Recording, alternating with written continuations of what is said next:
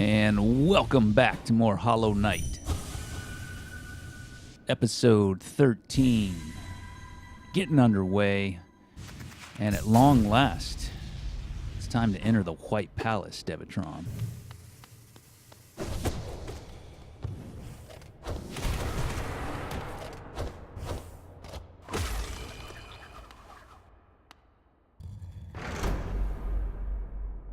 So, there isn't much fighting to do in here, but those knights in white armor, they are hostile and aggressive, and they are called King's Molds.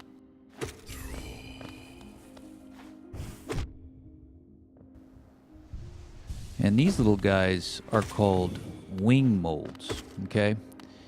Now these, in contrast to the King's Molds, they're not aggressive. As you can see, you will take damage if you bump into them, but they don't come after you or anything like that. The only other kind of interesting, tricky part about them is that, as you saw, when you hit them, they kind of expand for a second. And when they're expanded like that, you can actually pass through them and you won't take any damage. So it's kind of an interesting dynamic to those critters. And in certain situations, you do need to kind of exploit it, like hit them and then pass through to get, by a tough area or something. But it's easier to show you, so when that comes up, you'll see it. For now, let's explore this very intriguing White Palace.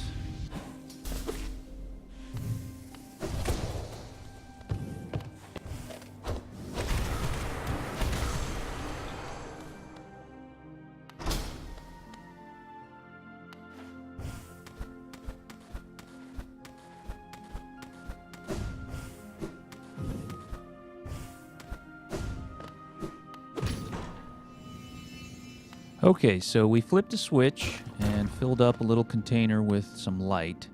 Now, I'm not sure what the significance of lighting up the container is. It reminds me a little bit of that light tower down in the Abyss. But up here, what it does, at least mechanically, is it opens doors, okay? You're about to see an elevator lift this platform here. On either side of that, before we flip that switch, were two locked doors, and the only way to open them is to flip that switch, okay? So that grants us access into this upper part of the White Palace, and then from here we have to go left and get another switch and open another door, and then right and get another switch and open another door, and then that gets us another elevator up, and so on. So you get the idea. And as you go higher and higher into the palace, and you go after more and more switches, the challenges to get to them become, increasingly and rapidly much, much more difficult.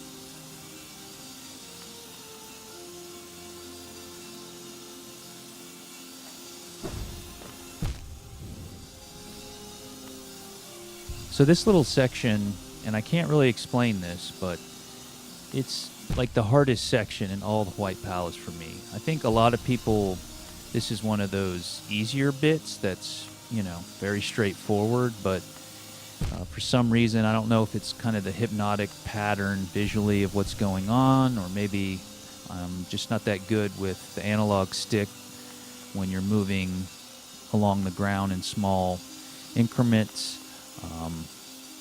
I don't know. I can do other stuff that is actually much more difficult, more demanding, but this little section gives me a lot of trouble. And we're through it now, thankfully. And believe it or not, that's actually like the best and the quickest I've ever gotten through there. So again, I can't explain it, but just letting you know, that's probably the most you're going to see me kind of die over and over again on any one obstacle.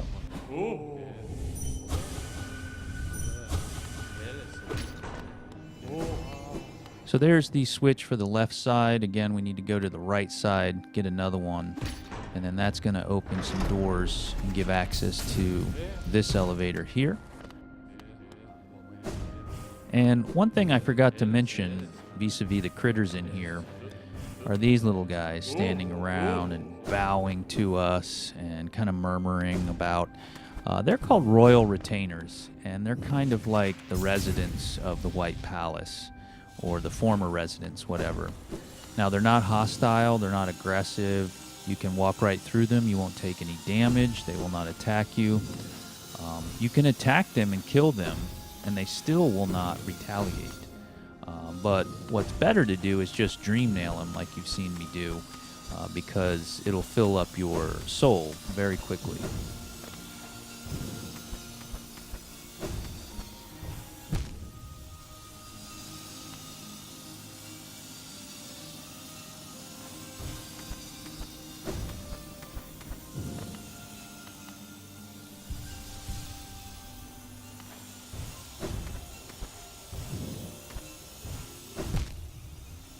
So I nearly had that section there. I'm going to get it on this next try.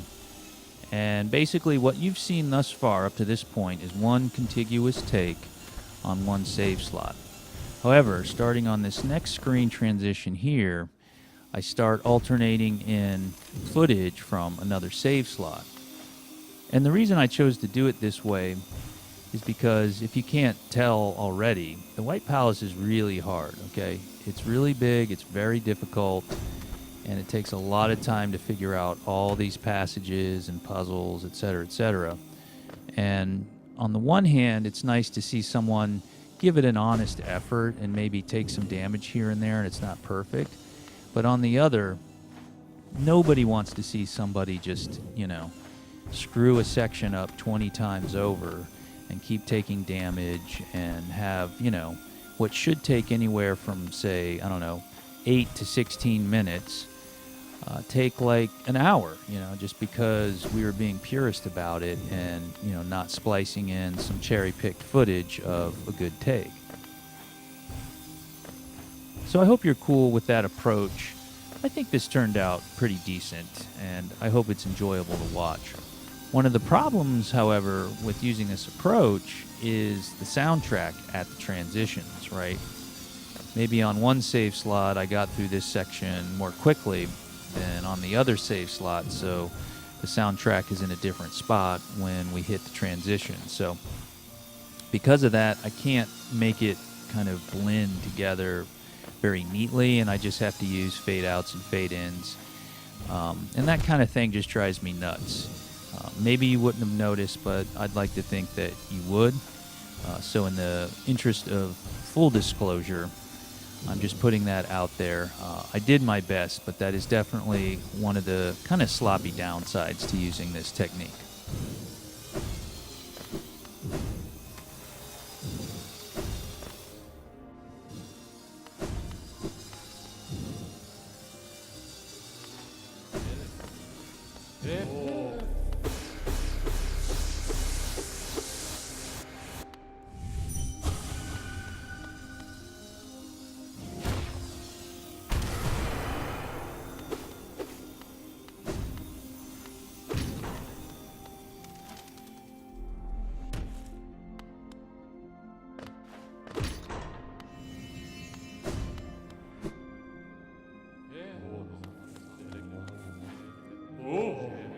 Okay, as promised, both doors are now open, and we have access to the elevator, so higher and higher up into the White Palace.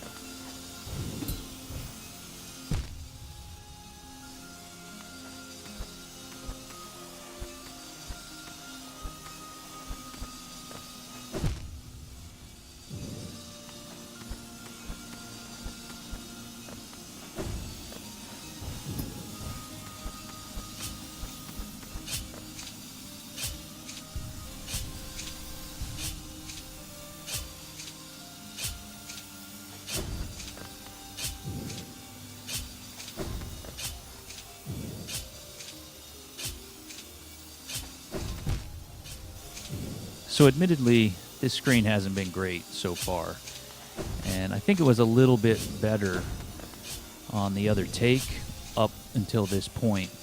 The reason I went ahead and kept this one in here is because of what's coming up right here. There's a shortcut. Watch what I do here. See that? What you do is you jump up and you nail tap that light post and then double jump and dash over to the ledge. And then we get up this way and we end up skipping quite a bit. So it saves time and a lot of hassle and headache. The thing is, though, when you jump up and nail tap that light post, it gets destroyed. So you only get one shot at it. And in the other take, even though it was better up until that point, I kind of screwed up the jump on the light post. And then I had to go all the way around the long way. And it ended up, being altogether a pretty lousy take. So that's why this one was in here.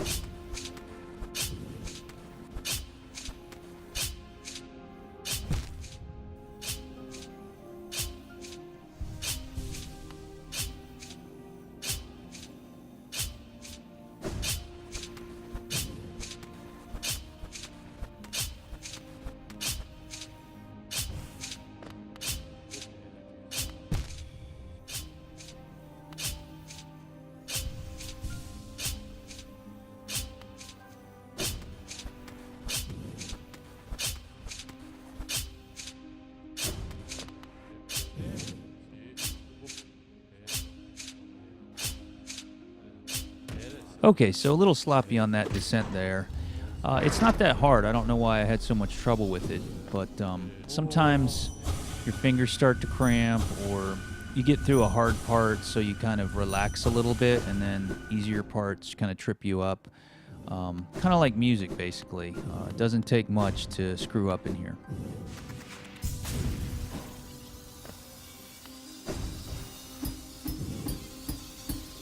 Super tough passage there. Dashing into a spinning saw, stopping just short, and then nail tapping your way up. And now watch this jump. Bam. Very difficult jump, hard to time, hard to get the ledge on the left. Those two moves are the hardest in all of White Palace.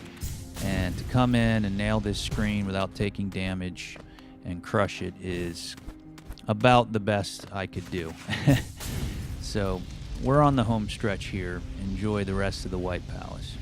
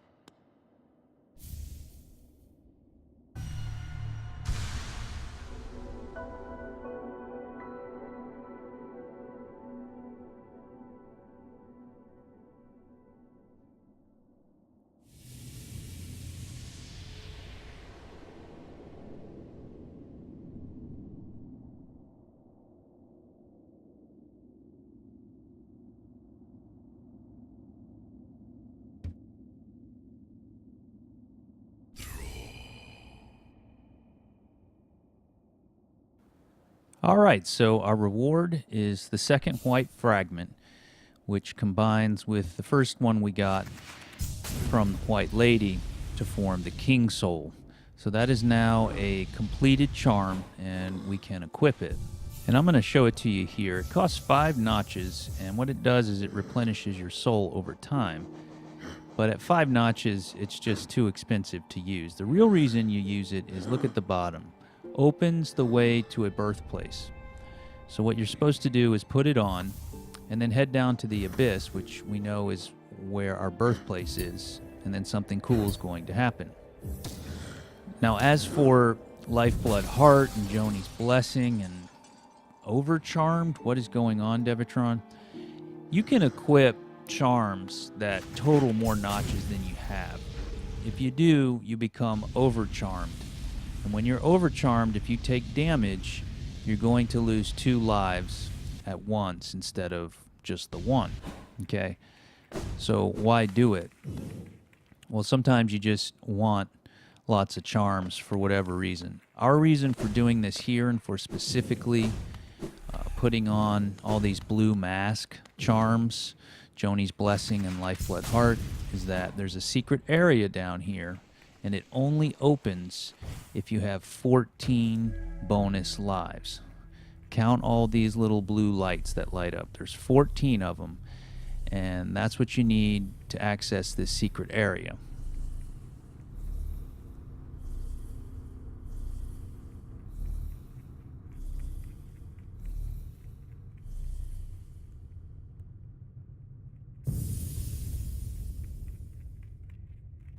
All right, see there? Now it's open. We can enter. And don't be confused. This secret area opens because you have 14 blue masks, which we could have done without overcharming.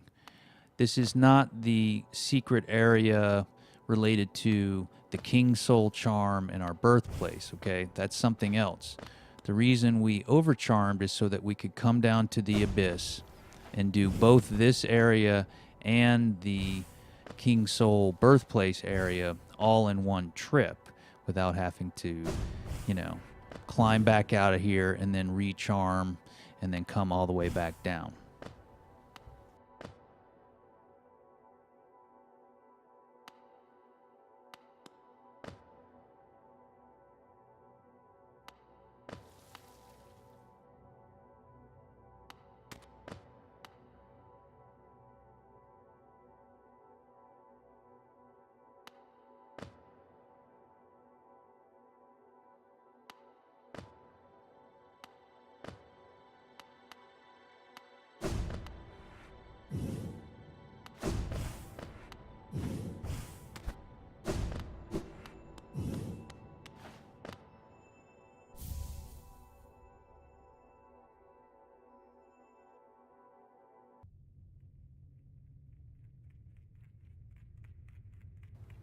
All right, so the Lifeblood Core charm, and we'll have a look at it here. It's just like the others. It gives you bonus lives, the blue masks. This one costs 3 notches, and it gives you, I believe, 4 bonus lives. And again, we don't use these Lifeblood charms. Some people do. They just stack a whole bunch of lives and then try to just like face tank certain bosses, and just hope they kill the enemies before they run out of lives. So it's a viable strategy and all that. It's just not one I choose to use. Okay, with that out of the way, we can get back to focusing on the King Soul and trying to find this way that opens up to the birthplace. So down and down we go, deeper into the abyss.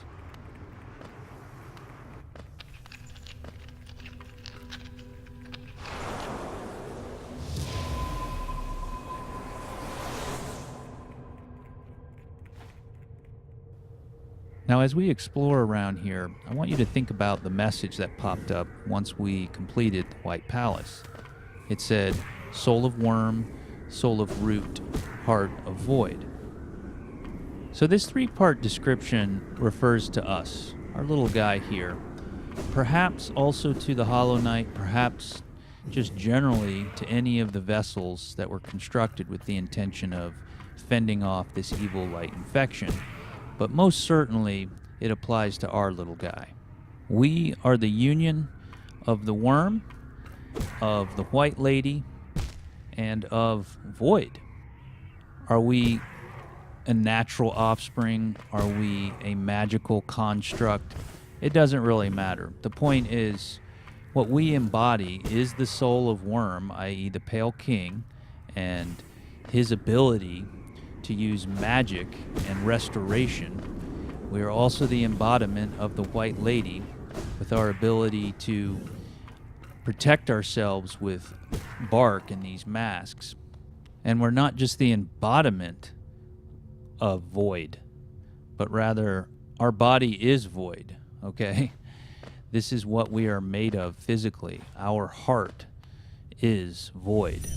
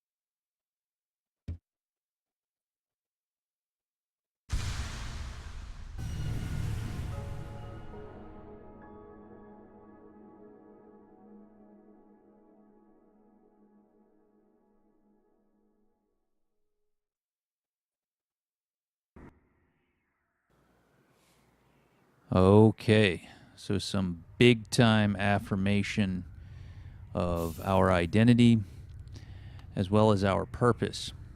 And with it, another transformation.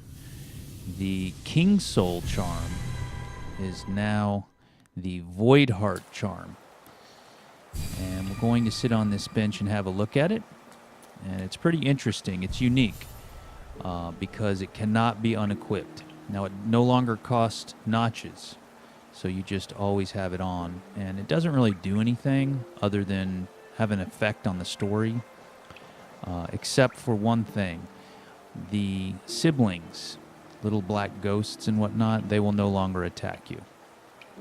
Now, story-wise, if you didn't do what we just did, and you just took the King Soul and you went to the Temple of the Black Egg and you did the final fight, you could take the place of the Hollow Knight, okay?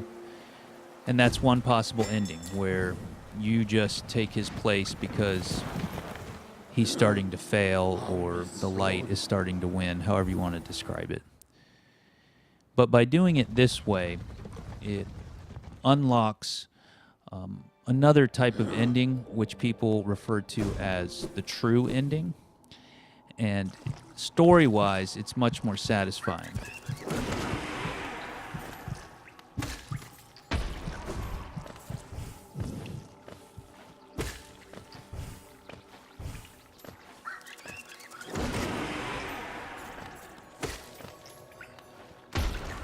So obviously, I'm going for the true ending, and I'll just leave it at that, and we'll get to the ending when we get to it. For now, what are we doing back in the crossroads, and why are we running around blasting stuff? Well, aside from the fact that it's really fun, we have one more charm to get, and then we'll have them all. And the last charm is at Salubra's, who will also have the final bonus charm notch for sale once we get that last charm. So this is pretty big time.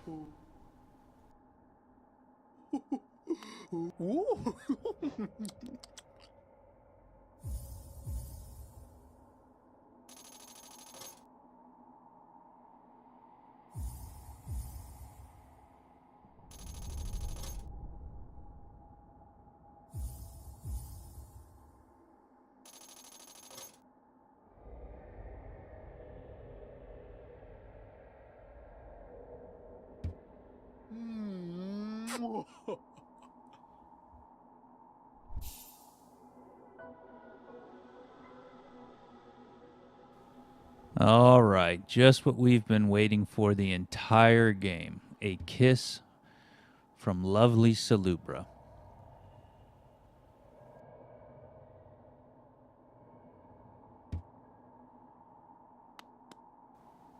And all joking aside, Salubra's blessing is awesome. Watch what happens here on this bench. Now, it's kind of an annoying melody, but it's an awesomely cute little cartoon of Salubra floating above us, and she's just showering us with soul. So what happens now, whenever we sit on a bench, we're going to restore all our soul as if we were in a hot spring. So this is huge, and it would be much more useful a little earlier in the game, but, you know, whenever you get it, it's very welcome. Okay, and as for the last charm, quick focus, 3 notches. Basically, you heal really fast, and it's pretty helpful if you're into healing, but as you know, I tend to avoid charms that focus on healing and restoration and more on damage and offense and spell effectiveness, etc., etc. So, not one we're going to use, but one we needed to get in order to get them all.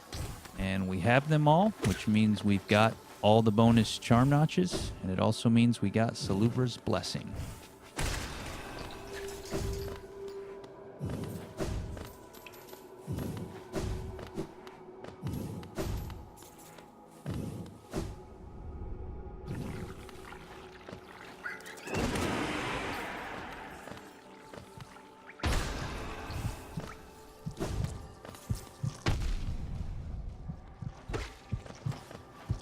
Okay, so we have a few more things to get to for this episode, and the next item is to get back to Grimm and the Grimm Troupe DLC.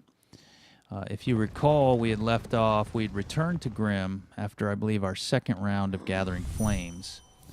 And then he wanted to dance with us, which was basically a really hard boss fight, and then he told us to go get more flames. So that's what we're going to do. We have to get 3 more, which involves equipping the Grimm Child charm. And also recall that this round of Grimmkins that we're going to have to defeat in order to collect the flame, they're going to be Nightmare Grimmkins, okay? They're very difficult, they're very dangerous. Whenever they hit you with any kind of attack, it hits you for 2 lives, not 1. So they are no joke, and hunting them down is a lot easier said than done. So let's get to it.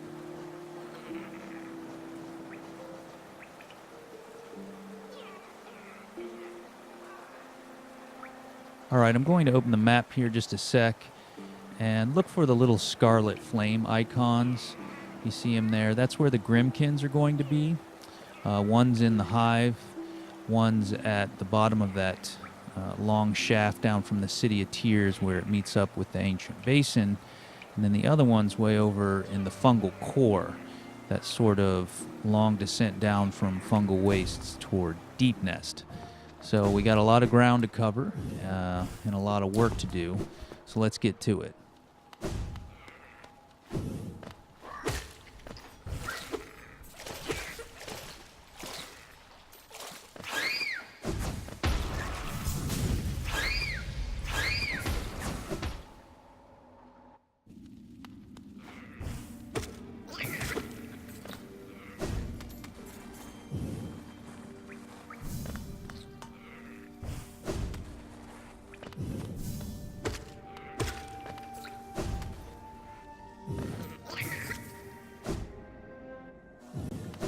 Now, as we make our way back down into the hive, where we're going to encounter this first Grimmkin, think about that charm we got down here called Hive Blood.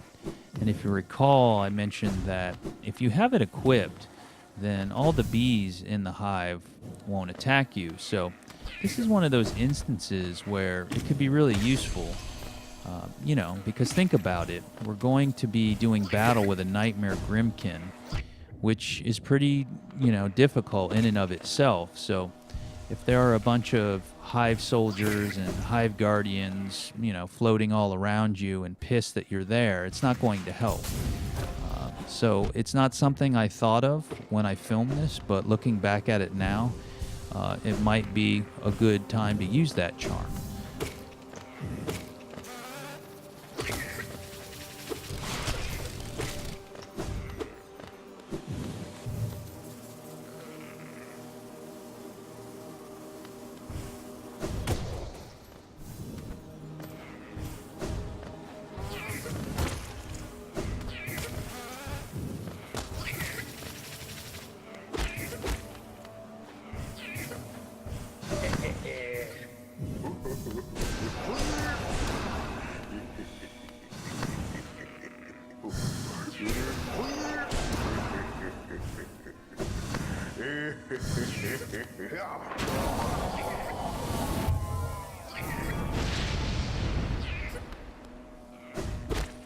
All right, so doesn't look like we needed hive blood after all, but still an interesting thought. As for the fight, they really are difficult, don't get me wrong. I know I talked him up and then I just kind of crushed that guy. I just had full soul, and when you walk into a fight with full soul and, shaman stone and upgraded spells and everything else, it's going to be, a lot easier. So I can't remember, but I think I get full soul on the next one or close to it. But then on the final one, it's much more challenging because getting to that third one in the fungal core, I have to use a lot of soul in order to kill stuff along the way. And when we get to it, I end up not being at full soul, and the fight is much more challenging because of it.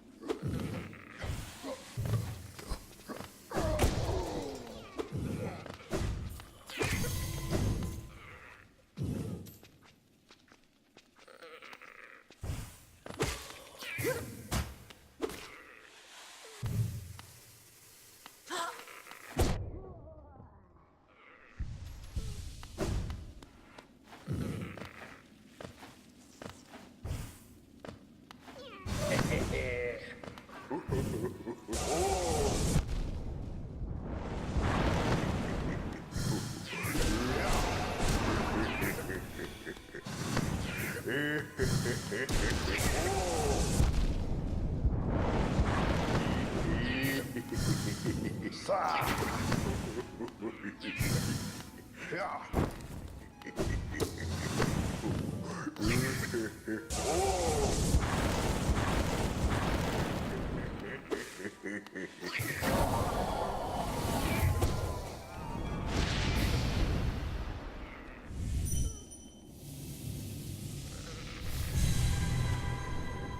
right, the Grimm child with the kill steal.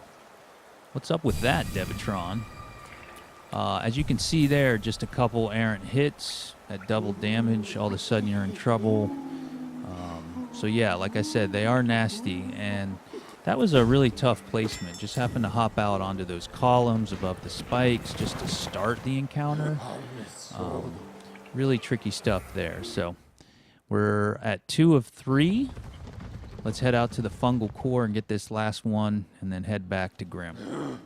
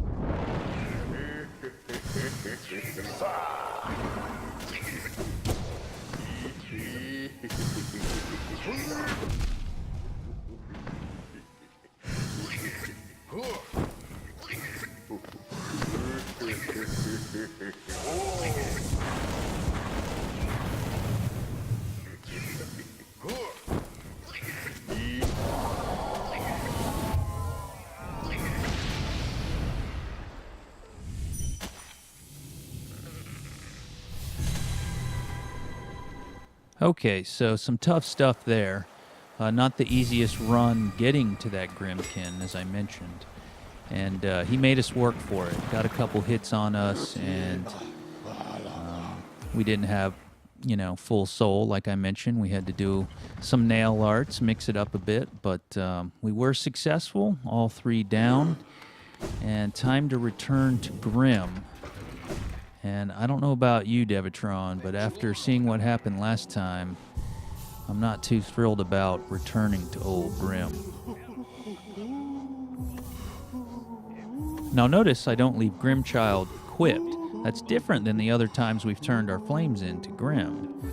And it's also one of the things that made that fight with him more difficult than it should have been. If you recall, he takes Grimchild from you to turn the flames in, but then you have to fight him, so you start the fight down 2 charm notches. So in addition to having a whole bunch more charm notches this time around, we don't have to have Grimchild equipped.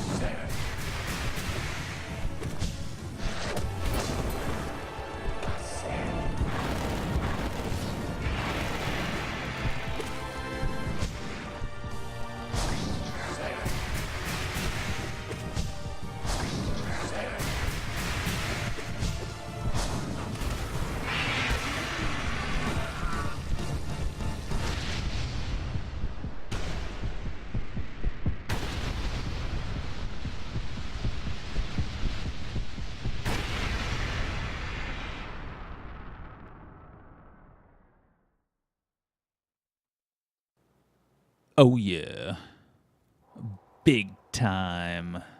Notice the achievement unlocked in the lower right.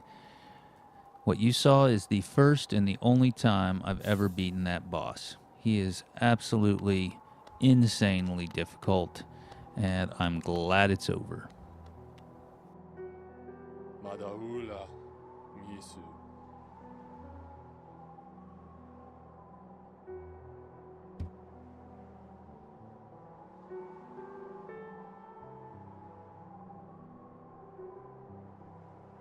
Now, you may have noticed the small side tent with Divine in it. That stays around in case you need to utilize her Fragile Charm transformation abilities, so that is quite helpful.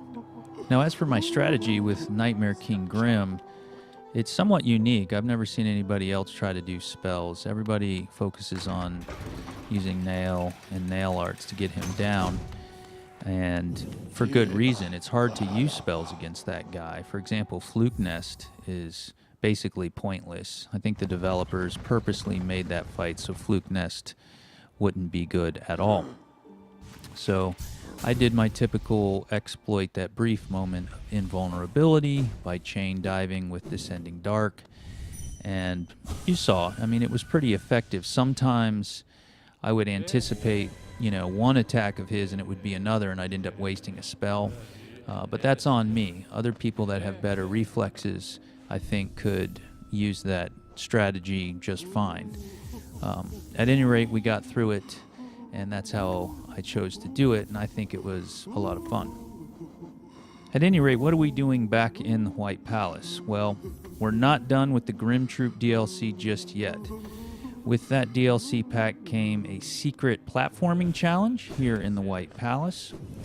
And I figured because we started the episode in the White Palace, we should end it here with this secret platforming challenge. Now, unlike the White Palace, I worked my butt off on every one of these screens and got each one perfect without taking any damage. However, they are spliced together from non-contiguous takes, and sometimes I do pause before transitioning to line up the soundtrack.